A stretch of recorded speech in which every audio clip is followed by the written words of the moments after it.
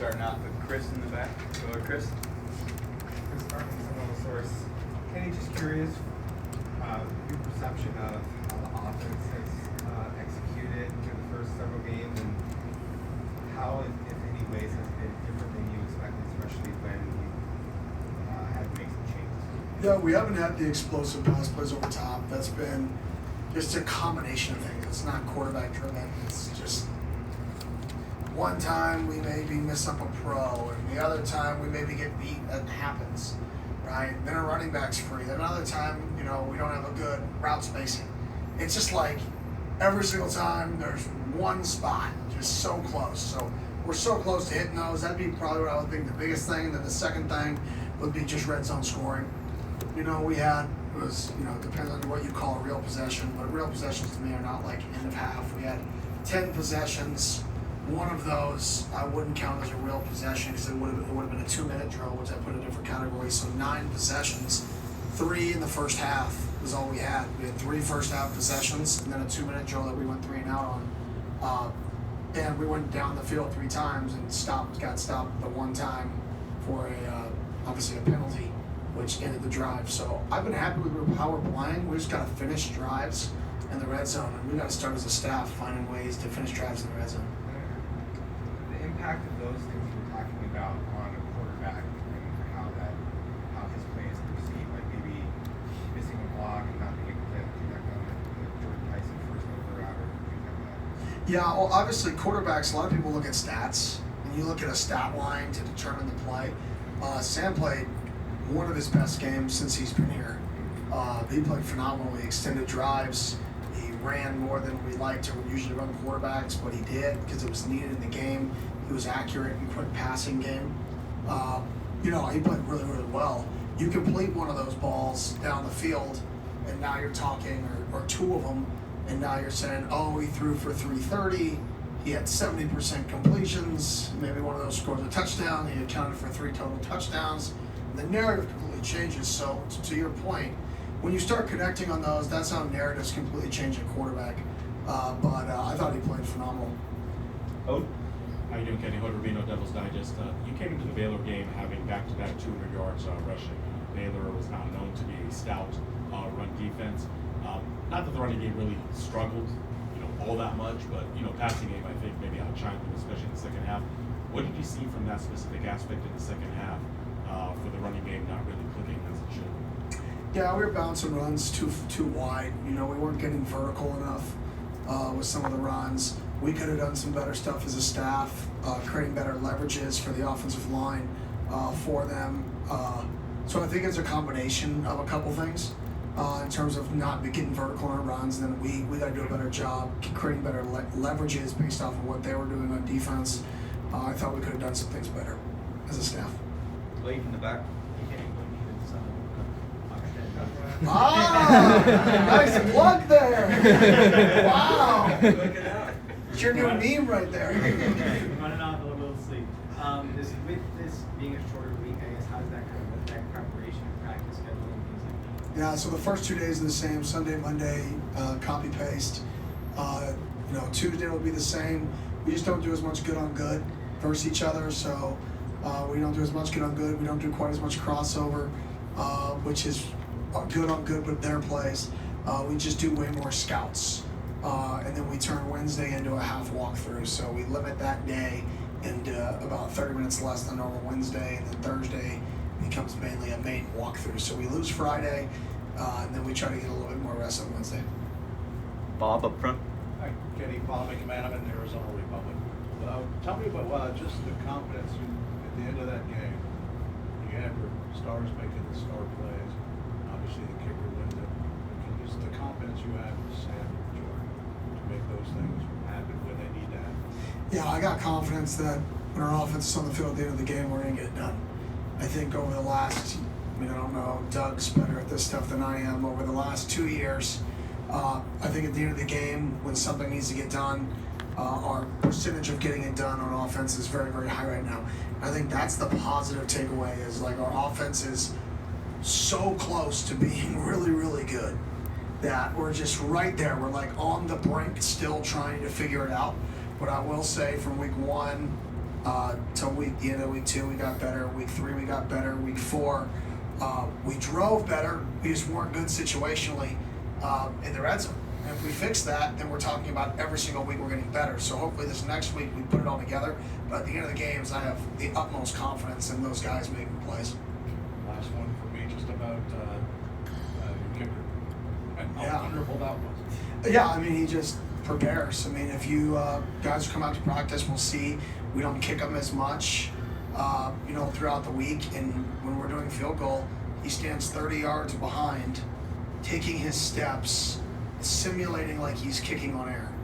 I mean, that level of focus is why I have so much confidence in him. It matters to him, and when it matters to somebody, you can trust him. Jordan? Again, Jordan Hamm Schools 360 AZ. As you look at this TCU offense, a lot of productive guys in the passing game and Josh Hoover. Just what stands out to you and what are some of those challenges you're going to try to Yeah, the quarterback. He's a really, really good football player. Can extend plays, can make throws in the pocket, anticipates throws, knows where to go with the ball. He's really good, and they have weapons outside. And then Coach Briles, it's amazing what he does on offense. It's so much different than what he used to be, and it's so creative, and it's very, very explosive, not just in the passing game, but in the running game. They're very creative. I mean, different formations every week, trying to create leverages. So what they do on offense schematically, and then combined with having a quarterback and the skill players, and then their offensive line play well. But just anytime that quarterback is a dynamic player, which he is, we got to find a way to contain him. Greg up front. The coach is Greg Moore, Arizona Republic. I was going to ask you about the kicking game. It seems to me earlier you were one of those wild and crazy guys. You go for it here and there. You run trick plays. And it seems like this year you're more conventional. Have you changed your style as a coach based on your personnel? And do you still have those wild wrinkles in it? Yeah, 100%. I'm going to change based on our personnel. Yeah. So we kick field goals at a high rate. We're struggling right now in short yardage. So we get short yardage down there. We're probably going to kick more field goals than we have in the past. And that's just, we're changing our personnel. I think every week and every game is a little different. That's why I don't just copy paste the book in terms of the statistics, because I want to be able to manage the flow of the game for each individual team, each individual game. So, I mean, we kicked 4 field goals. I mean, that's just, it pains me to say it out loud. Like, golly, how do we kick 4 field goals? Like, that's usually not a recipe for success, kicking that amount of field goals. But it also shows the amount of drives we put together on offense, the ball control we create on offense, all of those positives. It's like, man, if we finish 2 drives, we're talking about an offensive resurgence. But that's the name of it. You can't get lost in it. So we challenge the offense a few things to get better at. I'm not going to talk about it here, but what I really want to see that I think could be the difference, and I think if we do that, you're going to see us take that next step because we're so close there. Jacob? Hey Kenny, Jacob Brooks, Son of the Source. On the topic of the offense, Derek, you saved you when you talked about after the win. They really stepped up and really stayed ready. Do you envision him having a larger role in the offense moving forward? Yeah, I definitely think him getting on the field more is going to be good for us. He works, he's consistent, so I can definitely see him getting more involved. Up front with Damon? Hey Kenny, Damon Allred, Arizona Sports. With Derek, how much is his multi-dimensionality with kind of the run plays that he got as well, how much is that something that's helping his case? A nice word, that was nice, that was good there. But it's huge. I mean, you can trust him. I think at the end of the day, the messaging to the offense today was I want people who will play as hard as they possibly will play, and that we can trust will be what they're supposed to be and do what they're supposed to do. And that's somebody who will do both those things.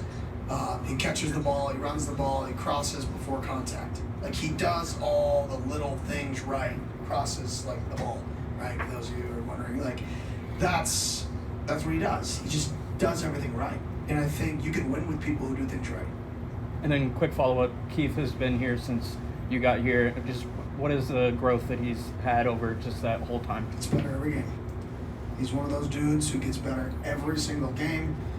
He learns, he puts it in the bank, and he applies it. Super intelligent, definition of merit honors. Like, kid's gonna play for a long time, and then he's gonna be even more successful in the real world. Max in the back. Hey Kenny, Max Smith with Target Sports Network. You mentioned after both Mississippi State and Baylor the dynamics of close games. How after Mississippi State, it was the first time you guys kind of felt on the wrong end of a close game, and then Baylor, you talked about that you guys just love heart attacks. Do you guys feel like you guys have an advantage maybe in the last year and a half of what your group has been through collectively in close games, to where maybe you have maybe an edge on the rest of the league because you've been through it, you've seen every single possible scenario, and you feel like regardless of whatever close game result, you'll be prepared for it? Yeah, I think we harp on game situations all the time. I think our guys are ready for situations at the end of the games. I think our guys are ready to win at the end of games. We don't always get it done, but I think we've won in so many ways. I mean, we won off offense driving to score. We've won off kicking a field goal at the end of the game. We won off of a defensive interception at the end of a game in a 4-minute. We won versus UCF off of a 4th and 2. Going to be power read quarterback, gut cross, safeties make the play, right, to end the game and seal it. Like, we've won so many different ways in these close moments that I think our guys are ready for those moments in the game for sure. And that has nothing to do with coaching. Some guys, they make plays in the biggest moments. I mean, I wish I could tell you that we do something, they make plays in the biggest moments. And I think we got a bunch of our guys on our team who perform their best in the biggest moments. Kevin. Coach Kevin Hicks, Arizona State on SI.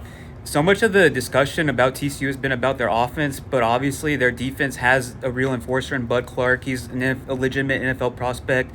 What challenges is a guy playing center field like him going to present for you guys? Yeah, I mean, their entire defense, they're playing really good defense right now through the first 3 weeks. Even dating back to last year, towards the end of the year with all the returners, they're playing really, really good defense. Him being in the middle of the field, what's tricky with him is they do so many things on defense, coverage-wise, pressure-wise, that he can kind of be all over, and which makes it harder to find him, harder to play away from him because of schematically how exotic they are with some of their shows, some of their pressures. Coach does a really good job, Coach Avalos. So, and they do a good job moving him around. So I think it's a great challenge. In the back, Colin. Okay, Colin Howard, DC-15. I know you had medical stuff tonight, but anybody that was out this past week that you know will be back starting? That I know will be back, no. Moss is still working his way back. I thought last week at this time he was going to make it. I would still say doubtful for him to make a return. We got some other guys getting checked out, but no, nothing from last week. That should be better. Sip will be like full go, so you should expect him to be like more involved and more getting after it. And one more. You seem to have a story about every coach crossing paths at one point. Do you have anything with Sonny? I don't actually. I don't really know Sonny. I know he's won a lot.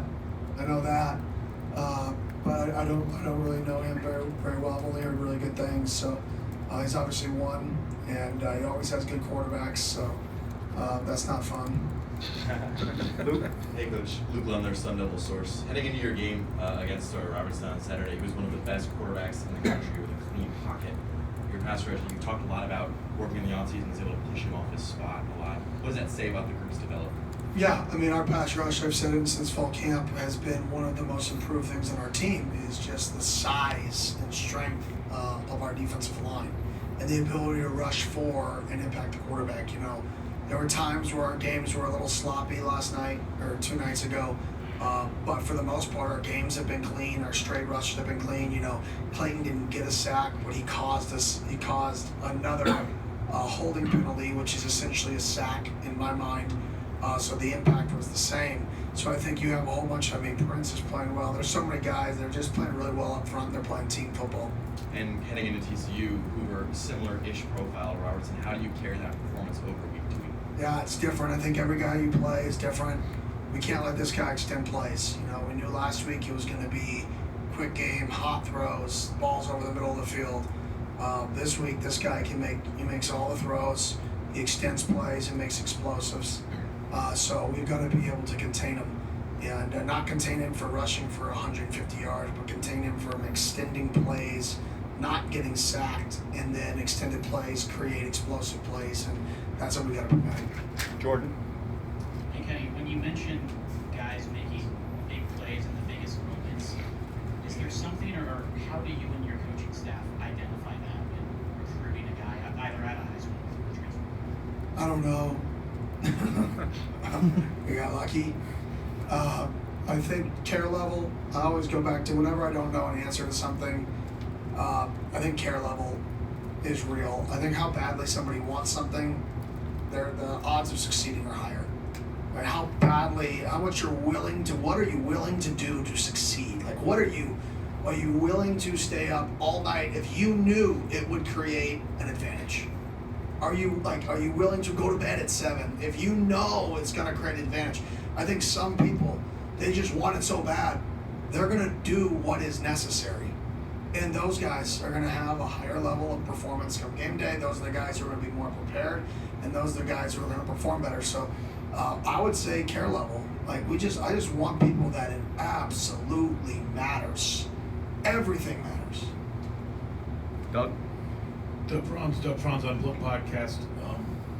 There's a guy named Red Auerbach that one time said, "I'm sick of these questions. We don't go out there and play solitaire." But I have a question about the offense. You said after the game, if they're going to bracket JT, we got to be able to find other people. Where's that line between he's a first-round pick, if he's covered, he's open, he's covered, he is open, and what is going on the backside? Why aren't guys getting open? Yeah, I think some of it is, we're scheming, potentially JT up in some man things, so that when people bracket him in man, our answer may not be, attacking them downfield. So I think we got to do some different things opposite JT with how teams are going to start playing them and how teams have played them schematically, which can help us. So I think that starts with me to fix that problem. 2, we got to be better at our perimeter blocking. We're not having as many explosive plays. Whether it's running backs, tight ends, just blocking in space, wide receivers, and those explosive plays. If teams are going to bracket a player and double team a player, well, naturally they're down a human being. Well, if they're down a person, there's one less person over here, whether you run it or throw it. So if you run it, you should have more explosive runs. If you throw it, we got to create better leverages and angles for that. So I think it's just a combination of things that we got to do away from if people want to bracket them. But once again, like I said last week, you can bracket, but we went on 2 drives in the first half that were over 13 plays. So we had 3 real drives, and 2 of them were over 13 plays. That's efficient as I've ever seen offense, right? One of the other drives ended on a holding call on a 3rd and 7 conversion that would have extended the drive. Those were our 3 drives in the first half. That's really, really good football. Now, if you score touchdowns when you get down there, right? So we did attack the way we wanted to. We just got penalties and we didn't score in the low red zone. So when you look from, the macro point of view of did you score or did you not, it doesn't look great. When you look at the details, it's like, man, we're that close to being really, really good. And I think that's always the challenge on Sunday and Monday is we come in and we challenge the guys to be better at the areas that we got to get better at in order to improve. Win or loss, doesn't matter. And what's your favorite flavor of Powerade? Oh, well played. Maroon? All right, let's go with Blake. And you talk about the care level and how important that is with your players. So I guess spinning that, where do you think the care level is at with the community and the fan base right now? Going on back-to-back sellouts and now an opportunity to showcase yourself on the Friday Night Lights. Yeah, it's been unbelievable playing at home. We need that this week. This isn't one of the games that I've said this is going to be a critical game to our season. I've said it from dating back to when the schedule came out, was we have a really, really good TCU team with a really good quarterback coming in on a Friday night, high emotions, right before a bye week. Like this, we got to push all the eggs or the chips, whatever it is. Haven't slept much. Into the middle, right? And we need the fans there.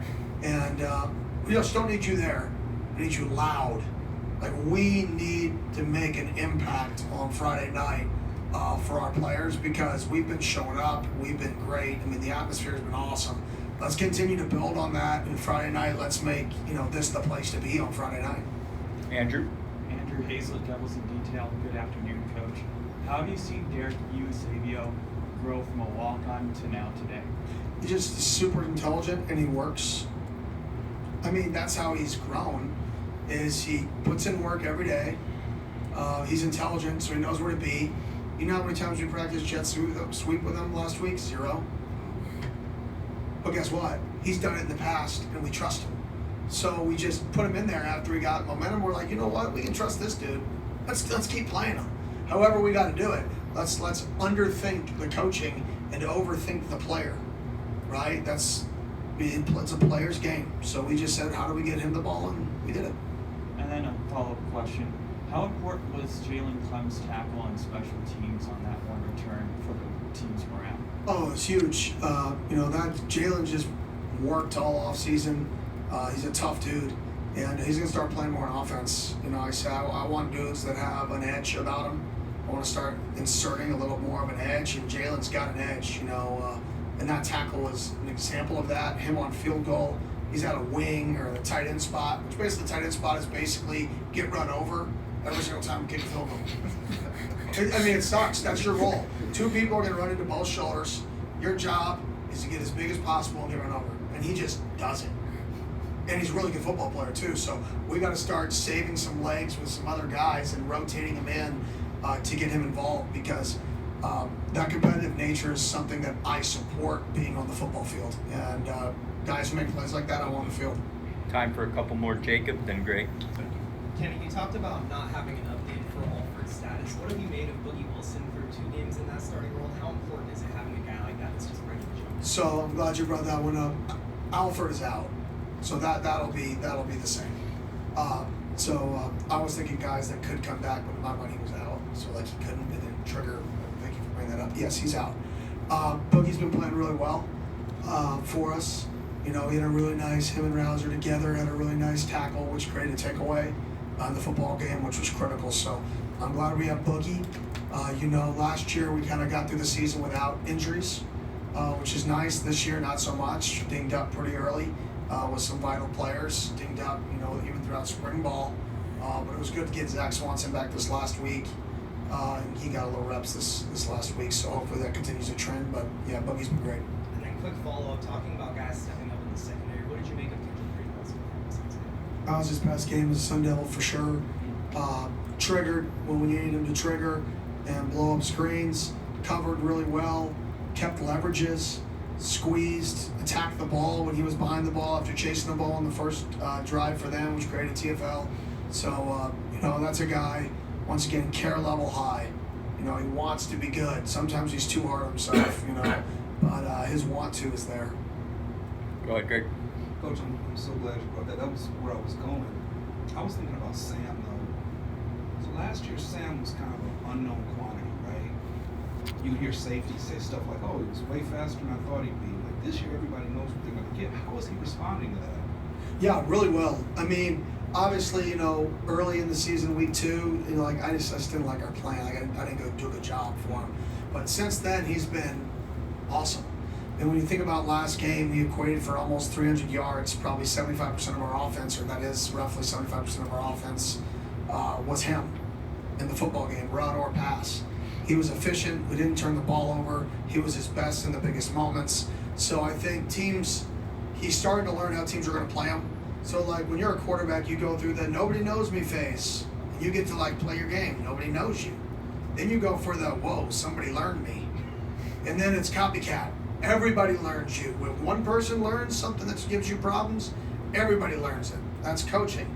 So then you're like, oh crap, I got to get out of this. And then you've got to grow from that. And then they figure out something else that gives you problems. And you struggle.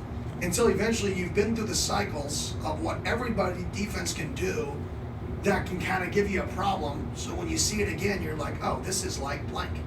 And then you play better. So I think part of quarterback progression is those play really good. We could have played better. But he's getting to that point where he's seen so much now that we know how teams are going to attack him for the most part. And he's done an awesome job. And then with the guys who care a lot like Sam, or safety, or defensive, or linebacker, doesn't matter.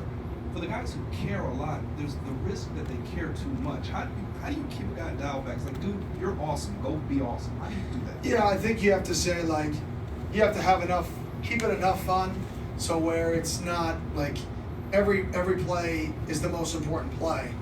but you can't be wound up all the time. You got to go play the game. Like I tell Sam before the game, everything I told you, forget. It's over.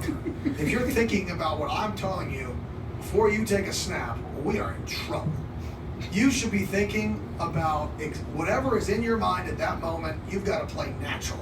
If you're at safety and you're thinking about all this other stuff, right, wrong. You should be thinking whatever is natural to you. And if we did a good enough job as a staff, what is natural to you is the plan. It's not thinking about what did coach tell me? Oh crap, they motioned a bunch. What did coach want me to do? What? Sack. We motioned a bunch. Oh, what coverage are we supposed to get in? Freeze. No. We motioned a bunch. React. Right? And if they're thinking about what they want, what we want, something's wrong. So I always say to those guys who love ball, when you get out there, if you're not ready, that's on us. Go play your game. Jake. Hey Kenny, Jake Garcia, 12 News. Along those lines, with Keith Abney, what does it say that the natural thing for him to do after the PI call wasn't to spiral, but instead recommit to technique and raise, his level of game? Yeah, he was pissed because he thought he was in good position. And like I told the guys at halftime, we got 2 PIs on their last drive at the end of the half.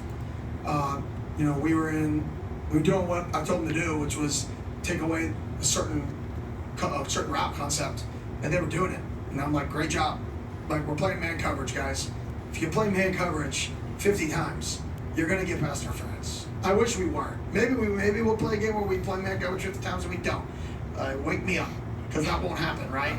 Just unfortunate when it's back-to-back, and it's unfortunate when it's on third downs.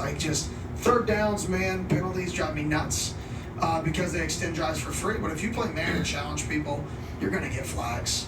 I always look at the end of the game when it comes to in-game penalties. I always look at compared to the opponent, because every crew calls things differently. So you can't say, penalties are bad, because penalties could also be aggressive. So if they're saying, hey, we're going to call this game a certain way, as long as you're close to the opponent in those level of penalties, then all you're doing is playing football. They just may call it more, they may call it less, right? The penalties that drive me nuts are the self-inflicted, not on the ball when we're unbalanced, false starts, right? Those things drive me nuts. Football penalties, that's the game of football. It's going to happen. It just sucks when it happens at some timing. Finish up with Niall and Ryan. Coach Niall, Rosenberg State Press. 6 penalties for 60 yards in the first half, and only 1 for 10 in the second. How can they continue to be cleaned up as they were against Baylor? Yeah, same, kind of the same thing I just said in terms of I don't like procedural penalties. I hate pre-snap penalties. Those are MAs in my mind. But when it comes to football penalties, all right, they had a great jump in the low red zone on one of our cadences. Unbelievable jump, and we held them. Okay, they got a great jump. Our guy gets turned, he holds them. Do I want that? No, but golly, let's change cadence so we don't get somebody jumping off on our offensive tackle. That's not fair either, right? All right, we play man coverage and we get 2 defensive holdings. All right, that sucks. We throw 2 screens, we get holdings. Yeah, we got to refit our hands a little closer, but we didn't stay engaged in the holding. The holdings were way better than they were in week 1, where we were grabbing and tackling, right? Now, okay, our hands were outside, we refit. All right, they got us the half second, our hands were outside, they threw it, right? Is that going to be thrown every game? No. So I think there's a balance of wanting your guys to play aggressive and teaching them to never get penalties. There's some penalties you can't live with, but other penalties, if we're getting penalties, attacking and playing the game in an aggressive mindset in terms of blocking, I'm cool, right? As long as we're not doing it recklessly, but I want to see violence and passion and aggressiveness. That's what football is. I say over and over again, move people backwards, you win games. Both sides of the ball. Let's finish up with Ryan. Hey Coach, Ryan Myers, Devil's Digest. I know at the beginning of the season in the fall camp, you and Coach Ward talked a lot about wanting to kind of do a lot of the same identifying processes, but kind of change up what you guys were doing in terms of what you were showing teams offensively. Do you feel like after seeing a game where you guys got 3 different takeaways that you're doing a lot of more improved stuff from last year in terms of disguising or showing things that maybe weren't shown last year? Yeah, no question about that. And our thing is every 3 games we want to be completely different. So hopefully this week we look completely different. Once a team gets 3 games on you, they're going to have enough formation, video that they got you, right, for the most part. So every 3 games we try to look different, be different, right, change everything. So hopefully, we come out this week. Now the hard part is it's a short week. So there's a balance of how much can you completely change as opposed to normal going into a short week. But we definitely hope those shows, disguises, and some of those things look completely different this week because, like I said, you play 3 weeks, 3 weeks of football. When I say that, I mean similar style of offense, like open set offenses, right? When you play those 3 in a row, it starts to become obvious. So we tried to change a little last week. We'll change a little bit more this week, and try to constantly adapt. And quick follow up to that as well. How do you do that, like you kind of mentioned, without overwhelming your players and then kind of confusing stuff up before you go into like a? Yeah, I mean, make it look like quarters. I wish you could. I wish it was more complicated. Like make it look like thirds. Start over there and motion over there if you're on offense. Like it's not as complicated. It's more, can you do it throughout a game and get your job accomplished? Us coaching, it's simple, right? It's can we actually show it correctly? Because if you don't show it correctly, then you're just out of position and they already know what you're doing. So there is a balance of like, what do you show, what do you not? How do you want to trick people, or do you want to say this is what we're in, let's dance? I think there's a balance. I think sometimes you got to say this is what we're in. You call your play, we've called ours, and let's go. Then other times you got to throw the quarterback off to get him out of that rhythm as well. So I think there's a balance within that, like you said, where sometimes you want to have over disguises, sometimes you want to have under disguises. And if your over disguises look like your under disguises, then your under disguises are disguised, right? Because they go together. And that's the goal, is you want to make it all look the exact same without really doing much different. All right, thanks.